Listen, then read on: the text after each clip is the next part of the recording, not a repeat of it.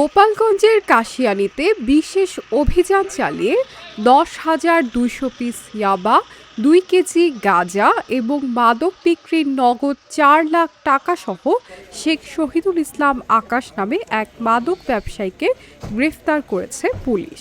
রবিবার দুপুরে জেলা পুলিশ সুপারের কার্যালয়ে অনুষ্ঠিত এক প্রেস ব্রিফিংয়ে এ তথ্য জানান পুলিশ সুপার মোহাম্মদ হাবিবুল্লাহ। তিনি জানান, সহকারী police super Muksudpur circle Nafizur রহমানের নেতৃত্বে কাশিয়ানী উপজেলার পশ্চিম রাতাইল এলাকায় বিশেষ অভিযান চালানো হয়। এ সময় মাদক ব্যবসায়ী শহীদুল ইসলাম আকাশকে মাদকসহ গ্রেফতার করা হয়।